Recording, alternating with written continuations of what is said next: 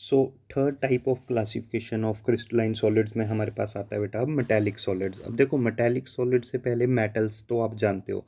Metals के लिए metals को आप कुछ चीज़ों से जानते हो कि मेटल्स क्या करते हैं, इलेक्ट्रॉन्स जो हैं इनको आसानी से लूज़ कर देते हैं। अच्छा, इलेक्ट्रॉन्स लूज़ करने का मतलब ये हुआ कि उनके पास फ्री इलेक्ट्रॉन्स हैं। फ्री मतलब जो ईजिली मूव कर सकते हों।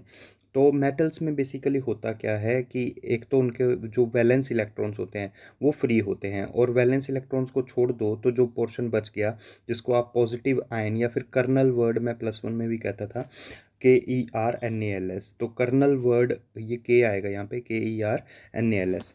तो या तो पॉजिटिव आयंस और कर्नल्स होते हैं, तो पॉजिटिव आयन या फिर कर्नल दोनों एक ही बात है।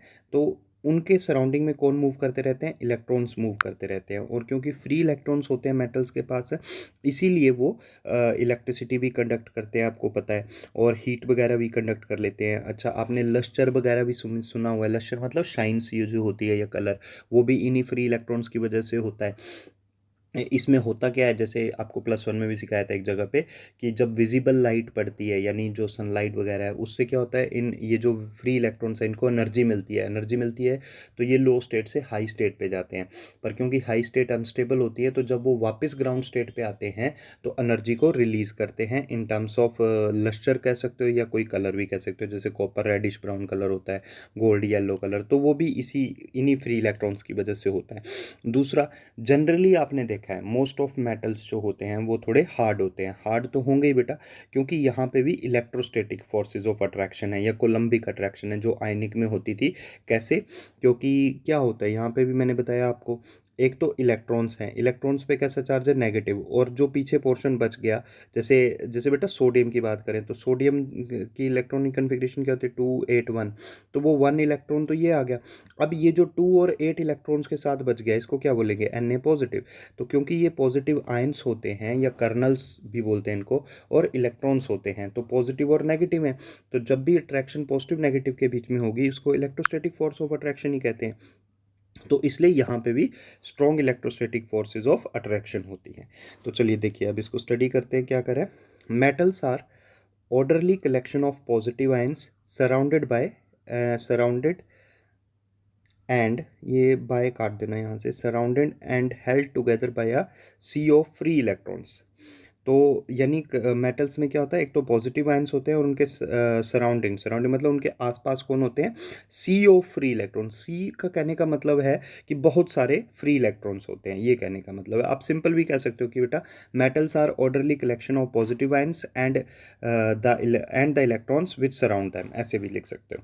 अच्छा, the free and mobile electrons, mobile मतलब जो मूव करते हैं, are responsible for high electrical and thermal conductivity of metals. तो यही मैं कह रहा था कि ये जो मेटल्स हैं ये इलेक्ट्रिसिटी भी कंडक्ट कर लेते हैं और हीट भी कंडक्ट कर लेते हैं। क्यों, इन फ्री इलेक्ट्रॉन्स की वजह से। अच्छा, when an electric field is applied these electrons flow through the network of positive ions, यानी ठीक है, जब करंट फ्लो करता है, आपने फिजिक्स में भी स्टडी किया होगा, फ्लो करंट चलने का मतलब क्या होता है, इलेक्ट्रॉन्स मूव कर रहे हैं। तो वही ये कह रहा है कि ये जो इलेक्ट्रॉन्स हैं जब इलेक्ट्रिक फील्ड अप्लाई की जाती है तो ये इलेक्ट्रॉन जो हैं ये मूव करना शुरू कर देते हैं और जिसकी वजह से इलेक्ट्रिसिटी कंडक्ट कर लेते हैं। अच्छा, आगे देखिए। Although another important characteristic of metal is their lustre, एक और इंपॉर्टेंट प्रॉपर्टी क्या होती है इनकी, लस्टर, जो मैंने चमक के बारे में बताया, and colour in certain cases. तो this is also due to the presence of free electrons in the metals are highly malleable and ductile, ये एक इंपॉर्टेंट प्रॉपर्टी है। मेटल्स कैसे होते हैं, हाईली मेलेबल, मेलेबल का मतलब क्या होता है, मेलेबल और डक्टाइल, इसका मतलब ये होता है, जैसे एक ऊपर ब्रिटल बताया था, ब्रिटल में क्या होता है, जब उसके ऊपर आप हैमर से बीट करोगे तो वो छोटे छोटे टुकड़ों में टूट जाएगा, वो ब्रिटल होता है। और मेलेबल डक्टाइल में क्या होता है, जब आप बीट करोगे तो वो या तो शीट्स में चेंज हो जाएगा, थिन शीट्स में, या फिर वायर में चेंज हो जाए, तो उसको कहते हैं मेलेबल और डक्टाइल। अच्छा, नेक्स्ट हमारे पास आते हैं, लास्ट है ये, कोवलेंट और नेटवर्क सॉलिड्स। अब कोवलेंट और नेटवर्क में कौन आते हैं बेटा, इसमें आते हैं वो स्ट्रक्चर्स जो आगे से आगे कंटिन्यूसली चलते जाते हैं। जैसे डायमंड होता है, डायमंड में क्या होता है, ख़त्म नहीं होता वो, एक कार्बन जो है, हर कार्बन एटम 4 से जुड़ा होता है, ऐसे हर कार्बन एटम 4 कार्बन एटम से ज्वाइन होता है। और आगे ये कार्बन जो है ये फर्दर फिर से 4 से ऐसे जुड़े होते हैं। हर कार्बन एटम, जैसे ये कार्बन एटम है, ये भी इस तरह से 4 कार्बन एटम से जुड़ा होगा, ये भी इस तरह से 4 कार्बन एटम से ज्वाइन होगा। इसी तरह से ये कार्बन एटम जो है ये भी ऐसे 4 कार्बन एटम से। तो ये ख़त्म नहीं होता है, ये स्ट्रक्चर आगे से आगे चलता जाता है। और इसी वजह से ये जो बॉन्ड्स बनती हैं इनके एटम्स के बीच में, ये काफ़ी स्ट्रॉन्ग बॉन्ड्स हो जाती हैं। तो ये एक्सट्रीमली हार्ड होते हैं, बहुत ज़्यादा हार्ड होंगे। मतलब मेटल या फिर वो आयनिक वाले जो थे उनसे भी ज़्यादा हार्ड होंगे ये, क्योंकि डायमंड वैसे भी जानते हो आप, हार्डेस्ट नॉन सब्सटेंस। अच्छा, एक एग्जांपल और बताता हूँ इसका। सिलिका जो है SiO2, वो भी इसका एग्जांपल है। सिलिका मतलब बेटा क्या होता है नेचर में? सिलिका मतलब पत्थर। तो पत्थर कैसे होते हैं? हार्ड ही होते हैं। तो हार्ड इसीलिए होते हैं क्योंकि इनके बीच में इनका जो स्ट्रक्चर है वो 3D होता है। 3D मतलब नेटवर्क स्ट्रक्चर होता है जो स्पेस में चलता जाएगा। यानी उसमें ऐसे होता था ना, सिलिकॉन और ये ऑक्सीजन, ऑक्सीजन ऑक्सीजन ऑक्सीजन, और ये ऑक्सीजन आगे फिर सिलिकॉन से जुड़ा है, फिर ये ऑक्सीजन ऑक्सीजन, इस तरह से ये स्ट्रक्चर चलता जाता था आगे से आगे, आगे से आगे। ये +1 में भी था। तो इनके इस तरह के स्ट्रक्चर होते हैं जो ख़त्म नहीं होते, इसीलिए इनके स्ट्रक्चर्स को हम कई बार जाइंट स्ट्रक्चर भी कहते हैं। जाइंट मतलब बड़ा स्ट्रक्चर, ऐसे भी कहते हैं। अच्छा, और एक और चीज़ क्या है, ये कोवलेंट बॉन्ड्स हैं। तो कोवलेंट बॉन्ड्स ये काफ़ी स्ट्रॉन्ग होती हैं। स्ट्रॉन्ग मतलब टूटती नहीं है आसानी से। तो इसीलिए इन बॉन्ड्स में जो इलेक्ट्रॉन्स होते हैं, जैसे एक बॉन्ड में आपको पता है 2 इलेक्ट्रॉन्स है, ये इलेक्ट्रॉन्स फ्री नहीं है। फ्री नहीं है तो ये इलेक्ट्रिसिटी कंडक्ट नहीं करते हैं। जनरली ये इंसुलेटर्स होंगे सारे के सारे। बस एक एक्सेप्शन इसमें आती है, कौन सी? ग्रेफाइट की। क्योंकि ग्रेफाइट में क्या होता है, एक कार्बन एटम जो होता है उसने सिर्फ 3 कार्बन एटम से ज्वाइन होता है वो। तो 3 से ही ज्वाइन होता है, तो इसका कार्बन के पास वैलेंस इलेक्ट्रॉन्स तो 4 होते हैं। तो 1 2 3, 3 इलेक्ट्रॉन्स तो बॉन्ड बनाने में यूज आते हैं, फोर्थ एक इलेक्ट्रॉन फ्री बच जाता है, जिसकी वजह से ग्रेफाइट एक्सेप्शन में चला गया। अदरवाइज ये सारे जो हैं ये इंसुलेटर होंगे और हार्ड भी बहुत होंगे, सिर्फ ग्रेफाइट थोड़ा एक्सेप्शन में आ जाएगा। तो चलिए देखो इसमें क्या कह रहा है। A wide variety of crystalline solids of non metals results from the formation of covalent bonds. यानी क्या कह रहा है कि काफ़ी सारे क्रिस्टलाइन सॉलिड्स ऐसे भी होते हैं जिनमें नॉन मेटल एटम्स आपस में जुड़े होते हैं स्ट्रॉन्ग कोवलेंट बॉन्ड से बिटवीन एडजेसेंट एटम्स। यानी एटम्स के बीच में क्या होंगी? स्ट्रॉन्ग कोवलेंट बॉन्ड्स होंगी थ्रू आउट द स्ट्रक्चर। अच्छा, they are also called giant molecules. Giant मैंने अभी भी समझाया क्योंकि इनका स्ट्रक्चर खत्म नहीं होता है, ये आगे से आगे चलता जाता है। और बीच में इनके आपस में कैसे कौन सी हैं? स्ट्रॉन्ग कोवलेंट बॉन्ड्स हैं। तो कोवलेंट बॉन्ड्स हैं, स्ट्रॉन्ग होती हैं। एंड डायरेक्शनल, डायरेक्शन मतलब ये जैसे आपको बताया था कि पी एक्स जो है वो पी एक्स से बॉन्ड बनाएगा, या पी जेड जो है वो पी जेड से, तो वो उस तरह से एक पर्टिकुलर डायरेक्शन से ही बॉन्ड्स बनती हैं। अच्छा, इलेक्ट्रॉन्स जो होते हैं ये स्ट्रांगली जुड़े होते हैं एक दूसरे से, are held very strongly at their positions. Such solids are very hard. ये सॉलिड्स कैसे होंगे? बहुत ज़्यादा हार्ड होंगे। एंड ब्रिटल, ब्रिटल फिर से आ गया बेटा, यानी अगर हैमर से बीट करोगे, जैसे पत्थर है, पत्थर का छोटा सा टुकड़ा लो, उसको बीट करो तो वो छोटे छोटे पीसीस में टूट जाएगा। They have extremely high melting points, बहुत ज़्यादा हाई मेल्टिंग पॉइंट होंगे, बहुत ज़्यादा हार्ड होते हैं ये। अच्छा, they are insulators and do not conduct electricity. और इसमें ये सारे एग्जांपल आ गए, कौन कौन? Diamond, silicon. सिलिकॉन का याद रखना, सिलिकॉन वाले जितने भी होंगे, चाहे प्योर मतलब सिंगल सिलिकॉन हो, चाहे सिलिकॉन का कोई कंपाउंड हो, वो इसी कैटेगरी में जाएगा, नेटवर्क वाले कैटेगरी में ही। इसको नेटवर्क बोल दो या क्या कहना है, कोवलेंट सॉलिड्स दोनों कह सकते हो। तो सिलिकॉन वाले सारे इसमें आ जाएंगे हमारे पास एग्जाम्पल। ये आ गया। तो they are insulators, do not conduct electricity. Diamond, silicon, silicon carbide, इसमें एक वो भी ऐड कर लेना, SiO2 भी ऐड कर देना इसमें। Graphite is soft and conductor of electricity. It has an exceptional property due to its typical structure. तो इसमें एक्सेप्शन इसके स्ट्रक्चर की वजह से आती है। देखो मैंने समझा दिया है, एक बार देख लेते हैं। Carbon atoms are arranged in different layers, ये डिफरेंट होगा। तो कार्बन एटम्स जो होते हैं वो डिफरेंट लेयर्स में अरेंज होते हैं। And each atom is covalently bonded to 3 of its neighbouring atoms, जो मैंने समझाया। यानी इसमें एक कार्बन 3 अदर कार्बन एटम से जुड़ता है इन द सेम लेयर। अच्छा, the fourth valence electron of each atom present between different, ये डिफरेंट है बेटा, between different layers and is free to move about. ठीक है, ये वही चीज़ आ गई। मैंने इसको सिंपल वे में भी आप लिख सकते हो कि हर एक carbon atom 3 other carbon atom से ज्वाइन है and the fourth electron remains free. अच्छा, आगे देखिए। The fourth valence electron of each atom present between different layers and is free to move about. This free electron make graphite good conductor of electricity. इसी की वजह से वो electricity भी conduct कर लेता है.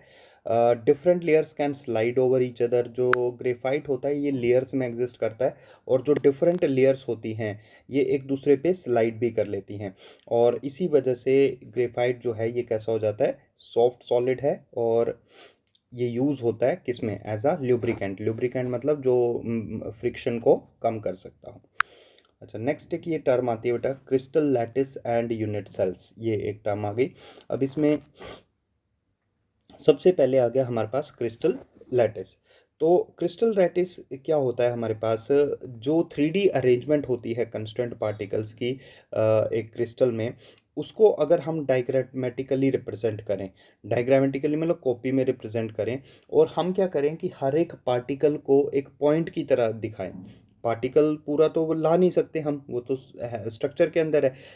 लेकिन हम कैसे उसको रिप्रेजेंट करें, हम कहता उसको क्या करें कि पार्टिकल को पॉइंट की तरह रिप्रेजेंट करें.